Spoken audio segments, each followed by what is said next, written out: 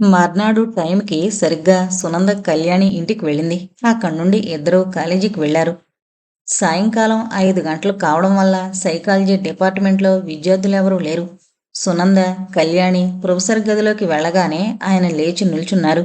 రండి, ఈమె నా స్నేహితురాలు సునంద. వీరు మా ప్రొఫెసర్. ప్రొఫెసర్ ముందుగానే చెప్పారు కాబోలు. యూనియన్ నుండి సర్వర్ 3 కాఫీలు చౌచౌలు తెచ్చిపెట్టాడు. మామూలుగా మాట్లాడుతూ కాఫీ టిఫిన్ తీసుకున్నారు. కళ్యాణి లేచి నిల్చుని ఇక నేను వస్తాను సార్ అంటూ వెళ్ళిపోయింది. సునందకు ప్రొఫెసర్ని చూడగానే చాలా మంచివారు అనిపించింది. డాక్టర్ రంగనాథన్కి 45 ఏళ్ల వయసు ఉండొచ్చు. బట్టతల, కళ్ళజోడు మాటిమాటికి తీసి తుడిచి మళ్లీ పెట్టుకునేవారు. చిన్న విషయాలకే చిన్నపిల్లలు ఎగిరి గంతేసేలా ఆయన చాలా చిన్న చిన్న కారణాలకే సంతోషపడేవారు. కళ్యాణి వెళ్ళిపోయే వరకు సునంద మౌనంగా కూర్చుంది. ఆమె వెళ్ళిపోగానే రంగనాథన్ సునంద వైపు తిరిగి, నేను మీకేం సహాయం చేయగలను అన్నారు. సునందకి ఎలా మొదలు పెట్టాలో తోచలేదు.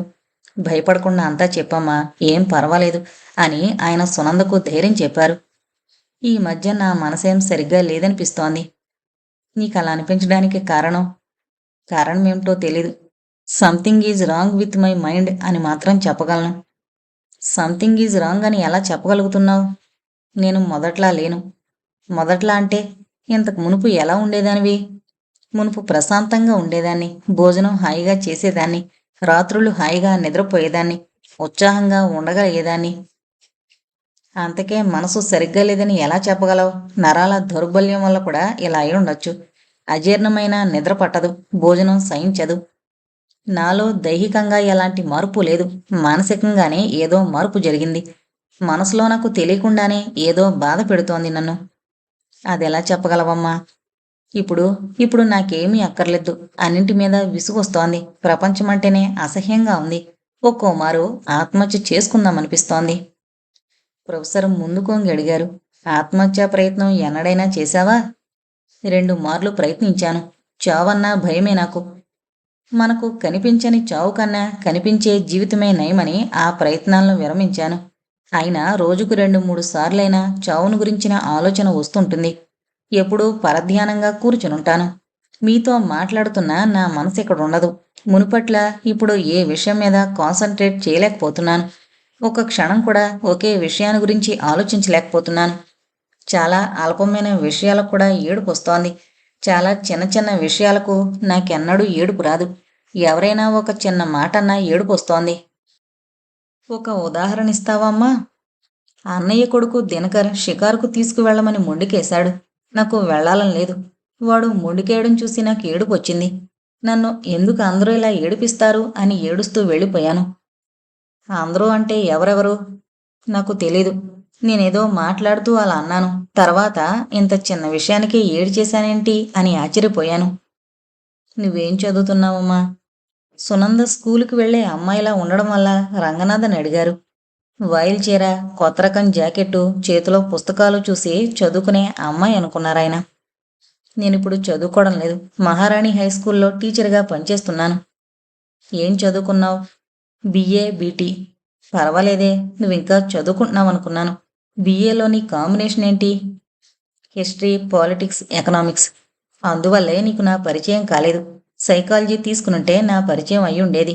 ఉద్యోగంలోకి ఎప్పుడు చేరావు? ఈ సంవత్సరమే. నీకెన్నేళ్ళు? 23.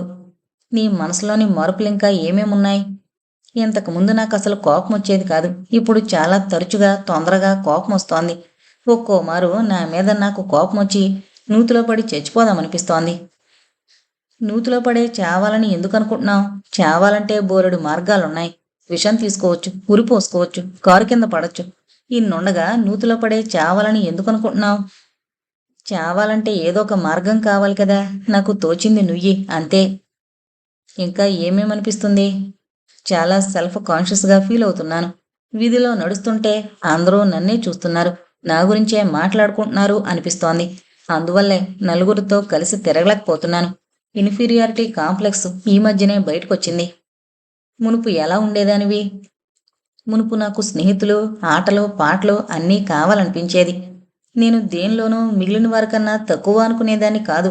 కానీ ఇప్పుడు అలా ఉండలేకపోతున్నాను. తక్కువ అంటే ఏ విషయంలో మిగిలిన వారికన్నా తక్కువ అనిపిస్తోంది? చదువులోనా, తెలివితేటల్లోనా, అందంలోనా, డబ్బులోనా, గుణంలోనా? బిఏ, బీటీ చదివి ఉండడం వల్ల నేను చదువులో తక్కువ అని చెప్పలేను. నాకు చాలా తెలివితేటలు లేకపోవచ్చు, కానీ నేనేం మొద్దును కాను. ఇక అందం విషయంలో, అందంలో తక్కువ అని అనుకోవడానికి వీల్లేదు. నీ ప్రతిబింబాన్ని చూసి నువ్వే గర్వపడతావు కదూ. ప్రొఫెసర్ తమాషా చేస్తున్నట్టయినా నిజాన్ని పలికారు. అవును, నేను అందవికారినని ఎన్నడూ అనుకోలేదు. నాకెలాంటి చెడ్డ గుణాలు లేవు. దొంగతనం, అబద్ధాలు చెప్పడం, చాడీలు చెప్పడం, చెడ్డ ప్రవర్తన ఇలాంటివేవీ నాలో లేవు. ఇంతవరకు అబద్ధం చెప్పడం గాని, చాడీలు చెప్పడం గాని చేయలేదా?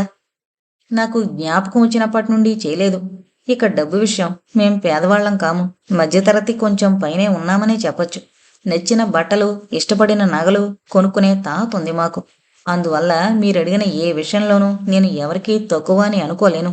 అయినా అందరికన్నా నేను తక్కువ అనిపిస్తోంది. ఎవరినైనా ప్రేమించకూడదు అని రంగనాథన్ పెద్దగా నవ్వసాగారు. ఎవరినైనా ప్రేమించమన్న సలహా విని సునంద తల వంచుకుంది. ఆమె మొహం ఎర్రబడింది. ముచ్చెమటలు పోశాయి. ఏవో చెప్పాలని ప్రయత్నించింది సునంద, కానీ గొంతు పెగల్లేదు. తమ మాట విని సునంద సిగ్గుపడిందని, పర్వాలేదు, నేను సరదా కన్నాను, సిగ్గుపడకు, చీకటి పడింది. ఎల్లుండి 5 గంటలకు మా ఇంటికొస్తారా అని అడిగాడు ప్రొఫెసర్. అలాగే, నేను మీ పనికి అడ్డం వచ్చానేమో. అదేం లేదమ్మా అంటూ ప్రొఫెసర్ లేచి తమ గది తలుపు తెరిచి పక్కగా నిల్చున్నారు. నమస్కారం అని చెప్పి సునంద బయటకొచ్చింది. సునంద ఇంటికొచ్చేటప్పటికి శ్రీధర్ అప్పుడే ఇంటికి వెళ్ళబోతున్నాడు. ఇద్దరూ గేటు దగ్గర కలుసుకున్నారు. అదేం అప్పుడే బయలుదేరారు? సునంద అడిగింది. ఎంతసేపైనా దేవిగారు ప్రత్యక్షం కాకపోతే ఆయన ఏం చేస్తారు పాపం అంటూ సీతారాం చెల్లెల్ని ఉడికించసాగాడు. గేటు దగ్గర నిల్చుని మీ దెబ్బలాటలేంటి, కనీసం లోపలికైనా వెళ్ళండి అన్నాడు శ్రీధర్. మీరు రండి మా దెబ్బలాటకు సాక్షిగా అంటూ సీతారాం మళ్ళీ శ్రీధర్ని లోపలికి లాక్కుని వెళ్ళాడు. సునంద, రేపటి నుండి కొన్ని రోజులు ఇక్కడికి రావడానికి వీలు పడదు. అది చెప్పి పోదామని వచ్చాను అన్నాడు శ్రీధర్. ఊళ్ళో ఉండరా ఏం? ఊళ్ళోనే ఉంటాను, కానీ ఏదో హత్య కేసు తీసుకున్నాను. అందువల్ల ఆఫీసులో పని ఎక్కువగా ఉంది. 15 రోజులు ఇటువైపుకు రావడానికి వీలు పడదు. సునంద మనసులో ఇది మంచిదే అయింది అనుకుంది. తను స్కూల్ అయ్యాక ప్రొఫెసర్ ఇంటికి వెళ్ళి రావడానికి ఎంతసేపు అవుతుందో ఏమో. శ్రీధర్ ఇక్కడ తన కోసం ఎదురు చూస్తూ ఉండాలి. దానికన్నా రాకుండా ఉంటేనే నయం. అయినా 15 రోజులు అతడిని చూడకుండా ఉండడమా? ఆమె మొహం అదో రకంగా అవడాన్ని చూసి రావడానికి వీలున్నదన్నానని కోపం వచ్చిందా అన్నాడు శ్రీధర్. మీరు రాకపోతే నాకేం తోచదు, అంతే. రేపు ఆదివారం మా స్కూలు వార్షికోత్సవం జరుగుతుంది. మీకు తీరిగ్గా ఉంటే రండి. ఎన్ని గంటలకు రావాలి? 5:30కు టౌన్ హాల్ దగ్గరకు వచ్చారంటే నేను లోపలికి తీసుకువెళ్ళి కూర్చోబెడతాను. ప్రయత్నిస్తాను, వీలైతే వస్తాను. ఇన్విటేషన్ మీ ఇంటికి పంపుతాను. అలాగే, ఇక నేను వెళతాను. శ్రీధర్ వెళ్ళిపోయాడు. సునంద చాలాసేపు ఏదో ఆలోచిస్తూ అక్కడే నిలబడిపోయింది. ఇకనైనా దేవిగారు ఈ లోకంలోకి దిగిరండి అన్నాడు సీతారాం. అలా దేవిని తపస్సు నుండి లేపితే శాపనిస్తారు. ఏమని? వదినలాంటి కూతుర్ని కనమని. అమ్మ బాబాయ్, ఆడపిల్లలే వద్దు బాబు, ఆ బాధ్యత అక్కర్లేదు నాకు. అవునవును, 10 మంది ఆడపిల్లల్ని కని పెంచి పెళ్లి చేసి సగం అయిపోయావు కదూ. నీ కూతురు వదినలా ఉంటే నేను చేసుకుంటానంటే నేను చేసుకుంటానని నీ ఇంటి మీదకి ఎగబడతారు. ఇంకా 7 నెలలు కూతురు కోసం ఎదురు చూడాలి నువ్వు అని సునంద అర్ధగర్భితంగా అన్నయ్య వైపు చూసి నవ్వి లోపలికి వెళ్ళిపోయింది. ప్రొఫెసర్ని చూసి రావడం వల్ల కాబోలు సునంద మనసు ప్రశాంతంగా ఉంది. దినకరుడితో చక్కగా ఆడుకుంది. తల్లిదండ్రులతో స్కూలు విషయమంతా చెప్పింది. కూతురు సంతోషంగా కబుర్లు చెప్పడాన్ని చూసి సుందరమ్మ గారు, ఎప్పుడూ ఇలాగే ఉండకూడదా సునంద అన్నారు. ప్రొఫెసర్ గారు తమింటికి రమ్మన్న రోజున స్కూలుకి వెళ్ళేటప్పుడే సునంద తల్లితో, అమ్మా, నేను ఈరోజు ఇంటికి రావడం ఆలస్యం కావచ్చు అంది. ఏం ఏం పనుంది? ఏదో కొంచెం పనుందిలే అంటూ సునంద స్కూలుకి వెళ్ళిపోయింది. సాయంకాలం ఆఖరి పీరియడ్ అయిపోగానే జట్కా చేసుకుని ప్రొఫెసర్ క్వార్టర్స్ దగ్గరకు బయలుదేరింది. ఆమెకు ఆ ఇల్లు ఏదో సరిగ్గా తెలియకపోవడం వల్ల మొదటి ఇంటి దగ్గరే జట్కా ఆపి అక్కడే కనపడిన ఓ పని మనిషిని, డాక్టర్ రంగనాథన్ గారి ఇల్లేది అని అడిగింది. 3వ ఇల్లు. సునంద జట్కావాణ్ణి పంపేసి ఆ ఇంటికి వెళ్ళింది. కాంపౌండ్ చాలా పెద్దగా ఉంది. గేటు దగ్గర నుండి ఓ ఫర్లాంగు దూరం నడిస్తే ఇల్లు చాలా పెద్దగా ఉంది. తలుపు దగ్గర ఓ నౌకరు కూర్చున్నాడు. సునంద అతడిని ప్రొఫెసర్ గారు ఇంట్లో ఉన్నారా అని అడిగింది. ఉన్నారు. అక్కడ బ్యాడ్మింటన్ ఆడుతున్నట్లున్నారు, పిలుస్తాను అంటూ వెళ్ళాడు. 2 నిమిషాల్లో రంగనాథన్ భార్యతోనూ కొడుకుతోనూ కలిసొచ్చారు. ఈమె నా బెటర్ హాఫ్ జలజాక్షి, నా కొడుకు సుభాష్ చంద్ర. నమస్తే. ఈవిడ సునంద, మహారాణి హైస్కూల్లో టీచర్. నమస్తే, లోపలికి రండి అంటూ జలజాక్షి సునందను లోపలికి తీసుకుని వెళ్లారు. సుభాష్ చంద్ర తల్లితో చెప్పి తన స్నేహితులతో ఆడుకోవడానికి వెళ్ళిపోయాడు. సుభాష్ స్కూల్ ఫైనల్ చదువుతున్నాడు. వాడికి క్రికెట్ అంటే ప్రాణం. స్నేహితులతో క్రికెట్ గురించి గంటల కొలది మాట్లాడుతూ ఉండిపోగలడు. లోపలికి రండి అంటూ జలజాక్షి సునందను డ్రాయింగ్ రూంలోకి తీసుకుని వెళ్లారు. ఆమెతో మాట్లాడుతూ ఉండగానే ప్రొఫెసర్ గదిలోకి వచ్చారు. జలజాక్షి 1-2 నిమిషాలు అక్కడే కూర్చుని తర్వాత లోనికి వెళ్ళిపోయారు. రంగనాథన్ సునంద ఎదురుగుండా ఉన్న కుర్చీలో కూర్చుని, నీ మానసిక పరిస్థితి ఎలా ఉంది అన్నారు. అలాగే ఉంది, మార్పేమీ లేదు డాక్టర్. నిన్ను ఇంకో విషయం అడుగుదామనుకున్నాను. నీ తోడబుట్టిన వారు ఎంతమంది? నేను, మా అన్నయ్య. నీకు ఈ మధ్య ఇతరుల కన్నా నువ్వు తక్కువ అనే భావం పైకొచ్చిందన్నావు కదూ? అవును. మీ తల్లిదండ్రులు నిన్ను ఎలా పెంచారు? ఇలా ఎందుకు అడుగుతున్నానంటే, కొంతమంది తల్లిదండ్రులు ఆడపిల్ల పుడితే ఆడపిల్ల అని నిర్లక్ష్యంగా చూస్తారు. ఆడపిల్ల ఏ పని చేద్దామని పోయినా ఆడపిల్లవి, నీకెందుకు పెత్తనాలు అని అడ్డుపుల్ల వేస్తారు. మాటిమాటికి ఆడపిల్లై పుట్టాక అలాంటి పనులు నీకెందుకు, ఆడపిల్లయ్యాక 4 మాటలు పడాల్సిందేనని అంటుంటారు. దానివల్ల సహజంగానే ఆడపిల్లలకు తమ అన్నదమ్ముల కన్నా తాము హీనస్థితిలో ఉన్నాం అనే భావం వారిలో పెంపొందుతుంది. మీ తల్లిదండ్రులు ప్రతి పనిలోనూ మీ అన్నయ్యకే ప్రాధాన్యాన్నిచ్చి నిన్ను ఆడపిల్ల అని హీనంగా చూసేవారా? లేదు. మా ఇంట్లో అన్నయ్య కన్నా నాకే ఎక్కువ ప్రాముఖ్యత ఉందని చెప్పొచ్చు. నా అభిప్రాయాలను అందరూ గౌరవిస్తారు. మా ఇద్దరినీ ఒకే రకంగా చూస్తారు. ఆడపిల్లల్ని హద్దుల్లో ఉంచాలి అని అనుకోరు. చిన్నప్పటి నుండి మా అన్నయ్య స్నేహితులతో ఆటలాడుకునేదాన్ని. ఎన్నడూ మగపిల్లలతో ఏంటా ఆటలు అని తిట్టేవారు కాదు. మీ తల్లిదండ్రులకు నీపై నమ్మకం ఉందా? ఆ, నాపైన నమ్మకం, విశ్వాసం ఉన్నాయి. నేను ఏ యువకుడితోనైనా సరదాగా మాట్లాడినా తిరిగినా అనుమానపడరు. నేను నా హద్దుల్ని దాటిపోనని వారికి తెలుసు. అలాగే ఉండాలి. ఏ పనైతే చేయొద్దంటారో ఆ పని చేయడమే మానవ స్వభావం. మన సంఘం స్త్రీ పురుషులు కలిసిమెలిసి తిరగడాన్ని నిషేధిస్తుంది. సమాజం దేన్నైతే నిషేధిస్తుందో దాన్ని మన అబ్బాయిలు అమ్మాయిలు చేస్తారు. ఇప్పుడు కాలేజీలలో అబ్బాయిలు అమ్మాయిల వెంట పడడం, ఉత్తరాలు రాయడం, బెంచీల మీద పేర్లు చెక్కడం చాలా మామూలైపోయింది. దీనికి కారణం మన సమాజం స్త్రీ పురుషుల మధ్య స్నేహం ఉండే అవకాశాన్ని కల్పించకపోవడమే. స్త్రీ పురుషులకు అలాంటి అవకాశాన్ని కల్పించి వారి మధ్య నిర్మలమైన స్నేహాన్ని పెంపొందనిస్తే ఏ అబ్బాయి అమ్మాయి వెంట పడ్డు. పరస్పర స్నేహం, పరిచయం ఉండడం వల్ల కుతూహలం ఉండదు. మీ ఇంట్లో నీకు ఆ స్వాతంత్రాన్ని ఇచ్చారని విని చాలా సంతోషంగా ఉంది. మీ ఇంట్లో అందరూ నిన్ను ప్రేమతో చూస్తారా? అమ్మ, నాన్న, అన్నయ్య, వదిన, దిను, తాత అందరూ నన్ను ప్రేమతో చూస్తారు. వాత్సల్యం, ప్రేమ వీటిలో నాకేం లోటు లేదు. రంగనాథన్ కొంచెం సేపు ఆలోచిస్తూ కూర్చున్నారు. నేను ఆ రోజు చెప్పాను కదూ, అలా ఎందుకని చేయకూడదు? ఎవరినైనా ప్రేమించి పెళ్లి చేసుకో. బహుశా నీ మనస్సు జీవితపు సహచరుణ్ణి కోరుతుందేమో. పెళ్లి చేసుకుని కాపురం చేయాల్సిన వయసిది. ఇంకా పెళ్లి కాకుండా ఉండడం వల్ల జీవితంలో ఏదో శూన్యం, లోటు కనిపిస్తోంది. నువ్వు అన్నావు కదా, వీధిలో నడుస్తుంటే నలుగురు నీవైపే చూస్తుంటారు, నీ విషయమే మాట్లాడుకుంటూ ఉంటారనిపిస్తోందని. నీకింకా పెళ్లి కాలేదేమోనని అందరూ నీ వైపు చూస్తుంటారు. ఎంత వయసైనా పెళ్ళెందుకు చేసుకోలేదా అని అందరూ నీ విషయమే మాట్లాడుతున్నారనిపిస్తూ ఉండొచ్చు. పెళ్లి చేసుకుని హాయిగా కాపురం చేసుకుంటున్న వారికన్నా నువ్వు తక్కువ అనే భావన నిన్ను బాధ పెడుతుందేమో. ఏమంటావ్? ప్రొఫెసర్ గారు సునందను పరీక్షించేలా చూశారు. ఆమె మొహం ఎర్రబడింది. ఉద్వేగంతో పెదవులు బిగించి కర్చీఫ్ని వేలుకు చుట్టి విప్పుతోంది. నేను ఇలా చెప్పానని సంకోచపడకు. పెళ్ళనగానే సిగ్గుపడ్డం దేనికి? నీ యవ్వనం సహజంగానే పురుషుణ్ణి కోరుతుంది. దానిలో తప్పేమీ లేదు. చిన్నప్పుడు బొమ్మలాడడం, కొంచెం పెరిగాక చదువుకోవడం, యవ్వనంలో పెళ్లి చేసుకుని కాపురం చేయడం ప్రకృతి నియమం. మీ తల్లిదండ్రులకి ఈ విషయం చెప్పడం ఎలా అని ఆలోచిస్తున్నావేమో. అది సహజమే. ఏ అమ్మాయి పెద్దవాళ్ల దగ్గరకు వెళ్ళి నాకు పెళ్లి చేయండి, ఈ మధ్య నా మనసు సరిగ్గా లేదు, పెళ్లి చేస్తే నేను నలుగురిలా తిరగగలను అని చెప్పలేదు. నీకలా అడగడం సిగ్గనిపిస్తే మీ నాన్నగారితో వచ్చి చెప్తాను. పెళ్ళైతే నీ జీవితంలో నీకు కావలసిన సంతోషం, ఉత్సాహాలను నీ భర్త నీకు ఇవ్వగలరేమో. ఈ మానసికమైన బాధలకు పెళ్లి చేసుకోకపోవడమే కారణం. పెళ్లి చేసుకో, మళ్ళీ మామూలుగానే అయిపోతావు.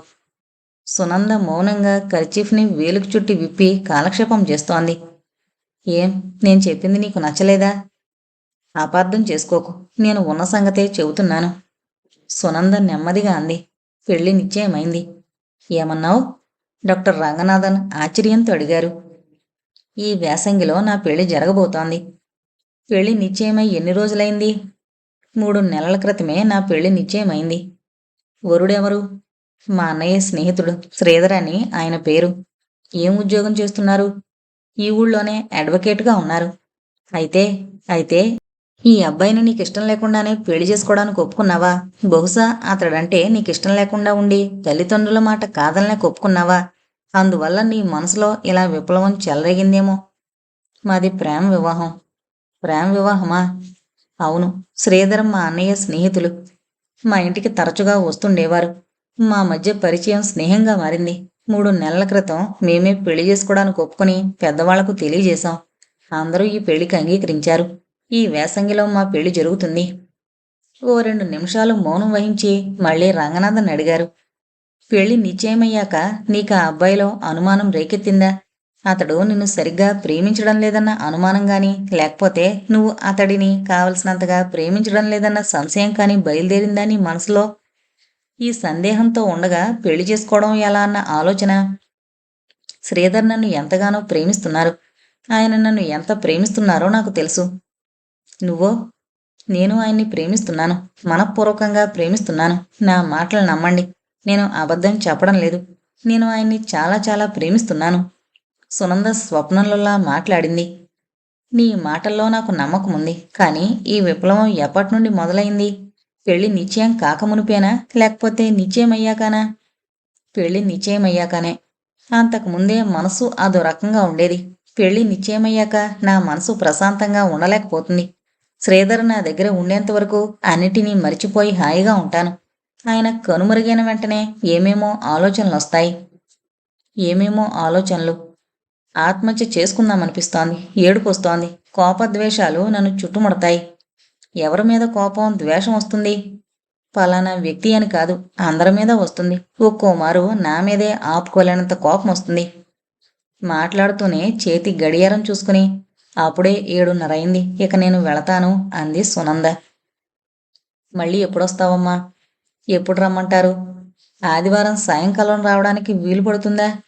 ఆదివారం మా స్కూలు వార్షికోత్సవం ఉంది. సోమవారం గాని శనివారం గాని వస్తాను. సోమవారం రా. అలాగే అంటూ సునంద ఇంటికి బయలుదేరింది. స్కూలు వార్షికోత్సవం అయిన మర్నాటి ఉదయం తన పనులన్నీ అయ్యాక రాత్రి బయటపడేసినవన్నీ లోపల పెట్టసాగింది సునంద. చీర జాకెట్టు మడిచి లోపల పెట్టాక వజ్రపు టొంగరం కోసం చుట్టూ చూసింది. సునందకు ఉంగరం అంటే అంత పెద్ద ఇష్టం లేకపోయినా ముస్తాబు చేసుకునేటప్పుడు పెళ్లిలో శేఖరం తనకిచ్చిన వజ్రపు టొంగరాన్ని పెట్టుకుంటుంది. ఉంగరం పెట్టుకునే అలవాటు లేకపోవడం వల్ల రాత్రి పడుకోబోయే ముందు టేబుల్ మీద పెట్టి పడుకుంది. సునంద గాబరాగా మడిచిపెట్టిన చీర తీసి విప్పి చూసింది. పెట్టంతా తీసి వెతికింది. అయినా ఉంగరం ఎక్కడా కనపడలేదు. అమ్మ, నాన్న, అన్నయ్య, వదినలను అడిగింది సునంద. అందరూ ఉంగరాన్ని చూడలేదని చెప్పారు. ఏడిపించడానికని తీసుంటే ఇచ్చేయన్నయ్యా అని సీతారాంని అడిగింది. నేనసలు చూడనే లేదు. అలాంటప్పుడు ఎక్కడి నుంచి తెచ్చిపెట్టమంటావు అని సీతారాం చెల్లెల్ని అడిగాడు. ఇలా వస్తువులన్నీ దొంగలిస్తున్నదెవరు? సునంద ప్రొఫెసర్ గారి ఇంటికి వెళ్ళేటప్పటికీ ఆయన ఇంకా కాలేజీ నుండి రాలేదు. జలజాక్షి సునందకు ఎదురొచ్చి, ఆయన ఇంకా రాలేదు, ఆయన వచ్చే వరకు బ్యాడ్మింటన్ ఆడుకుందాం రండి అన్నారు. సునంద బ్యాడ్మింటన్ ఆడసాగింది. రంగనాథన్ ఇంటికి రాగానే ఆట ఆపారు. కాలేజీ నుండి రావడం ఆలస్యమైంది, క్షమించండి అన్నారు రంగనాథన్. డ్రాయింగ్ రూంలో కూర్చున్నారిద్దరు. ఇంకా నీ మానసిక పరిస్థితిని గురించి ఏమేం చెప్పాలి? ఇంకేమీ లేదనుకుంటాను. నీ మనసును ఒకచోట కాన్సన్ట్రేట్ చేయలేనన్నావు కదూ, అప్పుడు నీ మనసు దేని గురించి ఆలోచిస్తుందో చెప్పగలవా? చెప్పలేను. పోనీ నీకు రాత్రుళ్ళు కలలొస్తుంటాయా? కలలేంటి, బోల్డన్ని కలలొస్తుంటాయి. నీకో వారం టైం ఇస్తాను. రోజు నీకొచ్చే కలలన్నింటినీ రాసి నాకు చూపుతావా? ఉదయం లేచేటప్పటికీ ఏమేం కలలొచ్చాయో మర్చిపోతుంటాను. అయితే ఇంకో పని చేయి. కలొచ్చాక నీకెప్పుడు మెలకు వస్తే అప్పుడు రాసేయ్. అలాగే. మామూలుగా కల రాగానే నాకు చటుకున మెలకు వస్తుంది. వెంటనే ఎంత టైం అయినా లేచి రాస్తాను. మళ్ళీ వారం ఇదే టైంకి నీ కలల జాబితా కూడా తీసుకునిరా. అలాగే. ఆ రోజు నుండి రోజు రాత్రి లేచి తనకొచ్చిన కలలన్నింటినీ రాసిపెట్టడం ఓ పెద్ద పనైంది సునందకు. ఆమె కన్న కలలన్నీ విచిత్రంగా ఉన్నాయి. అవి చదువుతుంటే తనకే నవ్వొచ్చేది. ఓ వారంలో తనకొచ్చిన కలలన్నింటినీ తీసుకుని ప్రొఫెసర్ గారి ఇంటికి వెళ్ళింది. తాను రాసిన కాగితాలను రంగనాథన్ ముందుంచింది. ఆయన ఒక్కొక్క కాగితాన్ని తీసుకుని చదవసాగారు. ఒకటవ కల. ఓ పెద్ద కొండ. ఆ కొండ శిఖరాన ఓ కోవెల. ఆ కోవెలలో ఉన్న దేవుడికి పూజ చేయడానికి నేను పూల సజ్జ నిండా ఎర్రటి తామర పూలను తీసుకుని కొండ ఎక్కడానికి ప్రారంభిస్తాను. సగం కొండెక్కాక పక్కనే ఇంకో గుడి కనిపించింది. ఈ దేవుణ్ణి కూడా పూజించి వెళ్ళమని అంటోంది మనసు. ఆ చిన్న గుడికి వెళ్ళి ఆ దేవుడికి నమస్కరించి ఓ 4 తామర పూలతో దేవుణ్ణి పూజిస్తాను. మళ్ళీ సజ్జవంక చూస్తే దానిలో ఒక పువ్వైనా లేదు. ఇదెందుకు ఇలా చేశావు? మళ్ళీ పైనున్న దేవుణ్ణి ఏ పూలతో పూజిస్తావు అని నన్ను నేనే ప్రశ్నించుకున్నాను. ఇప్పుడు మళ్ళీ కిందకు వెళ్ళి పూలు తేవాలంటే చాలా ఆలస్యమైపోతుంది. ఏం చేద్దామని ఆలోచించి చివరికి చిన్న దేవుణ్ణి పూజించిన పూలతోనే సజ్జ నింపుకుని పైకెక్కుతాను. దేవస్థానపు ద్వారాల వద్ద ఓ వికేసి వితంతు నిలబడి నా వైపు కోపంగా చూస్తూ అంటుంది. ఆ దేవుణ్ణి పూజించిన పూలనే ఇక్కడికి తెచ్చావా? ఈ నిర్మల్య పుష్పం వద్దు. మళ్ళీ వెళ్ళి కొత్త పూలు తీసుకున్నా. నేను ఏడుస్తూ మళ్ళీ కిందకి వెళ్ళి పూలు తేలేను. ఇప్పటికే నా కాళ్ళు నొప్పి పుడుతున్నాయి. ఈ పూలతోనే పూజిస్తాను అంటాను. ఆవిడ కోపంతో నన్ను భస్మీపట్లం చేసేలా చూస్తూ నా చేతిలో పూల సజ్జ తీసుకుని నేల మీదకు పడేస్తుంది. అప్పుడు నేను ఉలికిపడి లేచి కూర్చున్నాను. రెండవ కల. మా ఇంటి హాల్లో చాలామంది మనుషులు కూర్చున్నారు. కొంచెం ముసలి వితంతువు ఒక ఆవిడ పువ్వొత్తులు చేస్తున్నారు. రుద్రాక్షమాల వేసుకున్న దాసుగారొకరు హరికథ చెబుతున్నారు. నేను ఆవిడ పక్కనే కూర్చుని వింటున్నాను. ఆయన ఏ కథ చెబుతున్నారో నాకు సరిగ్గా గుర్తుకు రావడం లేదు. బహుశా సావిత్రి కథే అయి ఉండాలి. అవును, సావిత్రి కథే. ఆ దాసుగారు బాగా మంచి రసపట్టుగా ఉండే చోట కథను వివరిస్తున్నారు. సావిత్రి యముని వెన్నంటి 3 వరాలను కోరే ప్రసంగం. అయినా ఎంత తెలివిగలదామే. మాటల్లోనే యముణ్ణి ఓడించింది కదా. తనకు 9 పిల్లలు పుట్టాలి అని వరం కోరుకుంది కదా. దాసుగారు ఆ ఘట్టాన్ని వివరించేటప్పుడు మా పక్కనే కూర్చున్న వారొకరు చిన్నగా నవ్వు నవ్వి, ఆ యముడే తెలివి తక్కువ మొద్దు. సావిత్రికి 9 పిల్లలు పుట్టాలంటే మళ్ళీ సత్యవాన్ పునర్జీవితుడు కావాలి. మరింకేమీ మార్గం లేకపోయిందా అన్నారు చాలా నెమ్మదిగా. ఈ మాటలు ఒత్తులు చేస్తూ కూర్చున్నావిడికి వినిపించింది. ఆవిడ కోపంతో అతడి వైపు చూసి, సావిత్రి లాంటి పతివ్రత విషయంలో నోటికొచ్చినట్టల్లా మాట్లాడకు. పెళ్లికి ముందే సత్యవంతుడికి అర్ధాయుష్యు అని నారదుడు చెప్పినా ఆవిడ నేను మనసా అతడినే వరించాను. అతడిని తప్ప మరింకెవర్నీ పెళ్ళాడను. అతడే నా భర్త అని ఖచ్చితంగా చెప్పలేదు. అలాంటి దృఢమైన మనసు మరెవరికుంది అంటూ కఠినంగా మందలిస్తున్నారు. మూడవ కల. పరిణిత సినిమా చూశాను. కానీ మళ్ళీ కలలో కూడా పరిణిత. పరిణిత అంటే పెళ్ళైన స్త్రీ అని అర్థం. అశోక్ కుమార్, మీనా కుమారి చాలా బాగా నటించారు. లలితగా మీనా, శేఖర్గా అశోక్ ఆ పాత్రలకు జీవం పోశారు. కలలో పరిణితి చూస్తున్నప్పుడు ఓ ఘట్టం నాకు అసహజం అనిపించింది. లలిత చెల్లి 7-8 చారు బొమ్మల పెళ్లి చేస్తుంది. లలిత బాబాయ్ అప్పుల మూలంగా కలకత్తా వదిలి వెళ్ళిపోతారు. వెళ్ళేటప్పుడు చారు మగబొమ్మను ఊళ్ళోనే మరిచిపోయి ఆడబొమ్మను మాత్రం తీసుకుని వెళుతుంది. తర్వాత ఆ విషయాన్ని లలితతో చెప్పి, అక్కయ్య ఇప్పుడేం చేయమంటావు? వరుడు అక్కడే ఉండిపోయాడు అని చెబుతుంది. లలిత చిలిపిగా, పర్వాలేదు, వధువుకు మళ్ళీ పెళ్లి చెయ్యి అంటుంది. దానిక 7-8 పిల్ల, ఆడదానికి ఒక్కమారే పెళ్లి అని చెప్పి వెళ్ళిపోయింది. అంత చిన్న పిల్ల అంత పెద్ద మాట్లాడడం సాధ్యమా? అయినా డబ్బివ్వకుండా ఇంకోమారు పరిణిత సినిమా చూసినట్టయింది. నాలుగవ కల. నేనేదో పెళ్లికి వెళుతున్నదాల్లా బాగా అలంకరించుకుని బయలుదేరబోతుంటాను. అప్పుడు వదినొచ్చి నాతో దెబ్బలాడ్డం మొదలు పెడుతుంది. ఎక్కడికి వెళుతున్నావు? నా ఇష్టం వచ్చిన చోటకి వెళతాను. నువ్వు వెళ్ళడానికి వీల్లేదు. నాకు ఒకే చోట కూర్చుంటే విసిగెత్తుతుంది. మీరు మాత్రం ఇష్టం వచ్చిన చోటకి వెళ్ళడం లేదా? నా విషయం వేరు. నన్ను నిన్ను పోల్చుకోకు. నేను వెళ్ళడం మంచిదే. నువ్వు వెళ్ళడం తప్పు. నువ్వు ఎక్కడికి వెళ్ళడానికి వీల్లేదు అంటూ వదిన కోపడుతూ నన్ను ఆపేస్తారు. కోపంతో మండిపోతున్న ముఖం, రేగిన వెంట్రుకలు, కోపంగా ఉన్న ధ్వని విని భయపడతాను. 5వ కల. భయంకరంగా ఉన్న నలుగురైదుగురు మనుషులు నన్నెక్కడికో లాక్కుని వెళుతున్నారు. నేను భయంతో ఏడుస్తూ నన్ను వదిలేయండి అని వేడుకుంటున్నాను. కానీ వాళ్ళు మాత్రం నిన్ను వదిలేయం, నీకు తగిన శిక్ష వేస్తాం అంటూ నన్ను సలసలా కాగుతున్న నూనెలోకి ఎత్తి పడేశారు. నేను పెద్దగా కేక పెట్టాను. అంతలోగా మెలకువైంది. 6వ, 7వ కల. మా ఇంట్లో ఎందుకో చాలామంది మనుషులొచ్చారు. ఓ వితంతువు తలుపు దగ్గరే కూర్చుని ఒత్తులు చేసుకుంటున్నారు. నేను ఆమెని ఆనుకుని కూర్చున్నాను. హరికథలు చెప్పే దాసుగారొకరు నలదామయంతి చరిత్ర, లోపాముద్ర, సీత వీళ్ళందరి కథలు చెబుతున్నారు.